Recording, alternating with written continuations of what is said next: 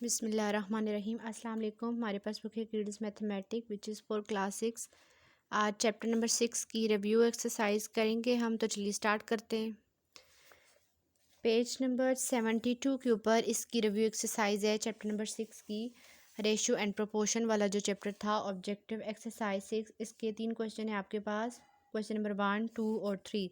Question number 3 में जो question इनके आंसर आपने देने हैं, तो हम इसको भी देखेंगे।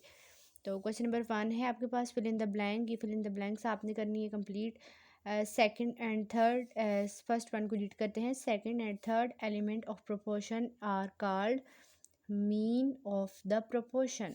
जैसे कि मैंने आपको बताया था, आपके पास प्रोपोर्शन में ना 4 वैल्यूज़ होती हैं, ठीक है, ए बी सी और डी, यानी कि 2 रेशोज़ होती हैं ना, उनके दरमियान कंपैरिजन होता है, इट इज़ कॉल्ड प्रोपोर्शन। तो ये 4 वैल्यू होगी। तो सेकंड और जो थर्ड थी, इसको हम क्या नाम देते थे, मीन्स, ठीक है। सेकंड और थर्ड वाली वैल्यू को मीन्स, और फर्स्ट और लास्ट यानी कि फोर्थ वैल्यू जो है, इसको हम एक्सट्रीम का नाम देते थे। तो यहाँ पे आ जाएगा मीन्स, MEAN, साथ S भी आएगा, मीन्स। अच्छा, उसके बाद है आपके पास dash proportion in which one quantity increase by decreasing other. ये आपके पास क्या बनता है, इनवर्स प्रोपोर्शन, INVERS, ठीक है। Ratio has dash unit. Ratio के कितने यूनिट्स हैं, 9 unit. Ratio has 9 unit. In a proportion first and fourth element are called extreme, EXTRE,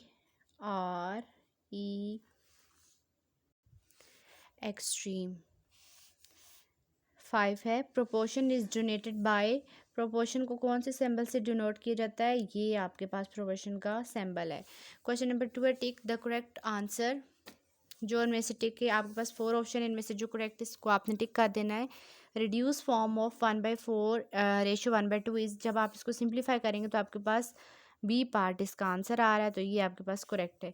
the relation of equality of 2 ratio is dash proportions, इसका जो ठीक answer है वो proportion वाला है। If price of 4 pence is ₹20, then price of 12 pence will be, इसका answer आपके पास 60 आ रहा है। Mean proportion of 25 and 25 is, इन दोनों का जो मीन प्रोपोर्शन होगा वो 25 ही होगा। Ali weight is 65 kg and Usman weight is 90 kg, find the simplest ratio. इन दोनों के दरमियान आपने सिंप्लीफाई करना होगा। 65/90 लिख के आप इसको सिंप्लीफाई करेंगे तो आपके पास 13/18 आ जाएगा। क्वेश्चन नंबर 3 है आपके पास, आंसर द फॉलोइंग। इसके 5 क्वेश्चन हैं, 5 के हमने आंसर लिखने हैं, तो इसको भी हम देख लेते हैं। जी स्टूडेंट, ये हमने सोल्व कर लिया है। क्वेश्चन नंबर 1 है इसका, what are extreme of proportion. इसकी प्रॉपर डेफिनेशन भी हमने लिखी है। सबसे पहले हमने प्रोपोर्शन लिख देना है कि क्या है, ठीक है। Proportion equal to A/B proportion C/D। यहाँ पे आपके पास जो दो दरमियान वाली वैल्यूज़ हैं, सेकंड और थर्ड एलिमेंट, इसको हम मीन्स का नाम देते हैं, और जो फर्स्ट और फोर्थ आपके पास वैल्यूज़ हैं, इनको एक्सट्रीम का नाम देते हैं। जी स्टूडेंट, आपने सबसे पहले प्रोपोर्शन की फॉर्म में एक एग्जांपल लिख लिए ना, ठीक है। अब आपने इसमें से बताना है कि आपके पास एक्सट्रीम ऑफ प्रोपोर्शन क्या है। जस्ट आपने रिटन फॉर्म में बता देना है कि आपके पास ये जो प्रोपोर्शन का लिखने का ये तरीका है ना, तो इसमें ये जो फर्स्ट और फोर्थ वैल्यू है, ये आपके पास एक्सट्रीम वैल्यूज़ कहलाती हैं। The first and the fourth values of proportion are called extreme proportion. We read this extreme proportion, ठीक है। क्वेश्चन नंबर 2 को देख लें। डिफाइन प्रोपोर्शन, जहाँ पे आपने प्रोपोर्शन की एग्जैक्ट डेफिनेशन लिखनी है। The relation of an equality between 2 ratios is called proportion, यानी कि 2 रेशो के दरमियान जो ताल्लुक़ है या कंपैरिजन है, वो आपके पास प्रोपोर्शन कहलाता है। राइटिंग प्रोपोर्शन, यानी कि प्रोपोर्शन को लिखने का तरीका क्या है। A/B, एक आपके पास ये रेशो हो गई, प्रोपोर्शन दरमियान में आएगा, और C/D, यानी कि 2 रेशोज़ के दरमियान आपने प्रोपोर्शन का सिंबल लगा देना, और ये होता है आपके पास प्रोपोर्शन।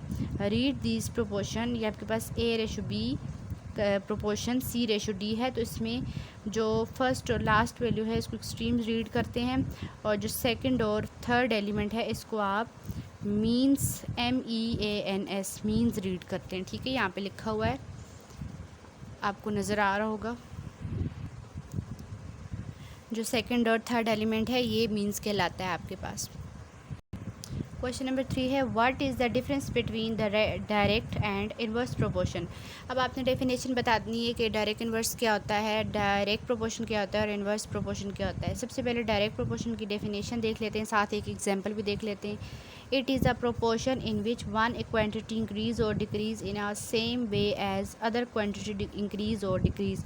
ये प्रॉपर डेफिनेशन है डायरेक्ट प्रोपोर्शन की। इसको मैं आप ट्रांसलेट करके भी बता देती हूँ कि यानी कि एक चीज़ के बढ़ने से दूसरी चीज़ भी बढ़ रही है और एक चीज़ के कम होने से दूसरी चीज़ भी कम हो रही है, तो ये आपके पास डायरेक्ट प्रोपोर्शन कहलाता है। एग्जांपल से समझ लेते हैं। A car with more fuel with travel to more distance and a car with less fuel with travel small distance. ये कह रहे हैं अगर एक कार में ज़्यादा पेट्रोल होगा तो वो क्या करेगी, ज़्यादा दूर तक गाड़ी चलेगी, यानी कि ज़्यादा डिस्टेंस वो है वो ट्रैवल करेगी। इसके बरक्स अगर गाड़ी में पेट्रोल कम होगा तो ज़ाहिर सी बात है गाड़ी ट्रैवल भी जो है वो कम करेगी। यानी कि एक चीज़ के बढ़ने से फ्यूल ज़्यादा था तो वो ज़्यादा डिस्टेंस कर रही थी, ठीक है, लेकिन जैसे फ्यूल कम हुआ है तो उसका डिस्टेंस भी जो है वो कम हो गया। एक चीज़ बढ़ी है तो दूसरी भी बढ़ गई है, और फिर एक चीज़ जब कम हुई है तो दूसरी भी कम हो चुकी है। तो ये आपके पास कहलाता है डायरेक्ट प्रोपोर्शन। अब देख लेते हैं इन्वर्स प्रोपोर्शन में क्या आ रहा है। इन्वर्स प्रोपोर्शन, इसकी डेफिनेशन को पहले रीड करते हैं। आप इसकी प्रॉपर डेफिनेशन यही वाली याद करेंगे और एग्जांपल भी आप ये रख सकते हैं। A proportion in which a quantity increase by decreasing the other quantity और decreasing by increasing the other quantity. ये कह रहे हैं कि अगर अगर एक क्वांटिटी बढ़ रही है तो इसके बरक्स दूसरी क्वांटिटी जो है वो डिक्रीज़ हो रही है, ठीक है, या फिर एक क्वांटिटी जब अगर कम हो रही है तो दूसरी क्वांटिटी जो है वो बढ़ रही है, यानी ऑपोजिट काम हो रहा है।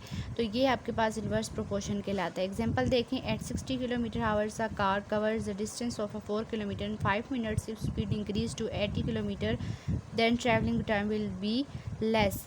ये कह रहे हैं एक गाड़ी जो कि 60 की स्पीड से चल रही है और 5 मिनट में अपना रास्ता जिस जगह तक उसने पहुंचना है वो कंप्लीट कर रही है, ठीक है, जहाँ तक उसने जाना है वो 5 मिनट में 60 की स्पीड में जा रही है।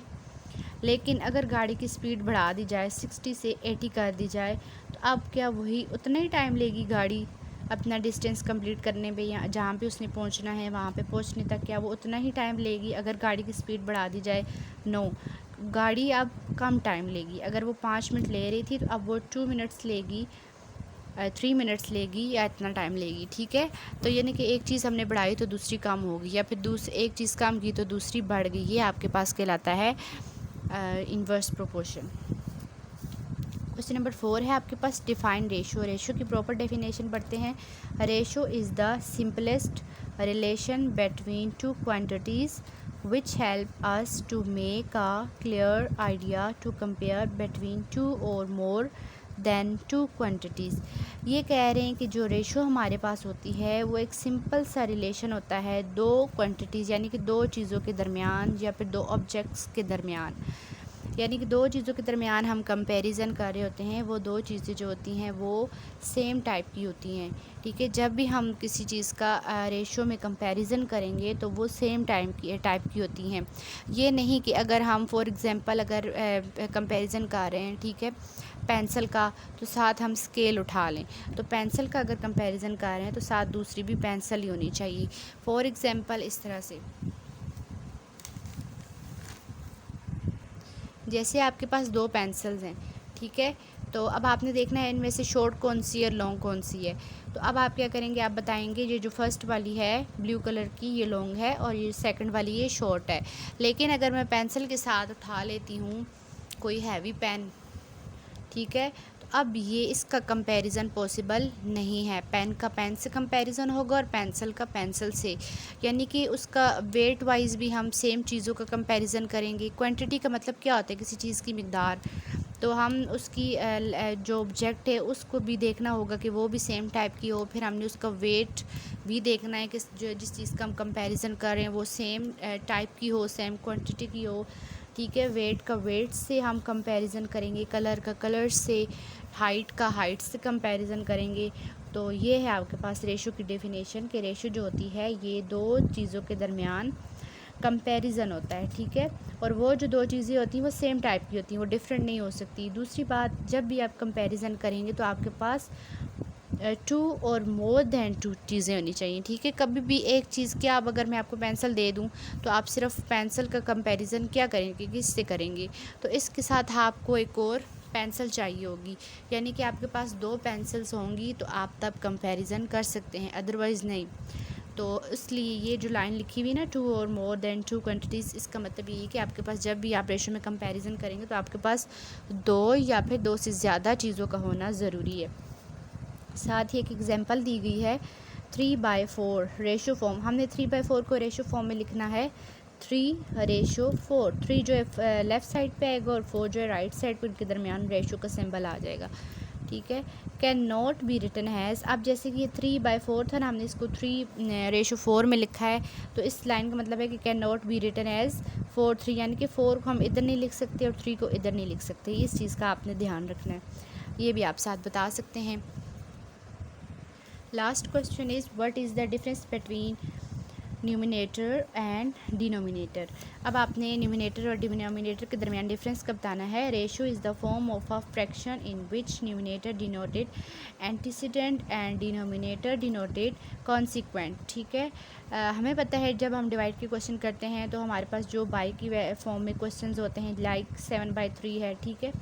तो इसमें हमारे पास ये ऊपर जो वैल्यू होती है इसको हम कहते हैं कि ये न्यूमिनेटर की प्लेस पे, और जो हमारे पास नीचे वैल्यू होती है ये हमारे पास डिनोमिनेटर की प्लेस पे होती है। लेकिन फ्रैक्शन रेशो में हम जो न्यूमिनेटर होता है उसको एंटीसीडेंट कहते हैं और जो डिनोमिनेटर होता है इसको हम कॉन्सिक्वेंट कहते हैं, ठीक है।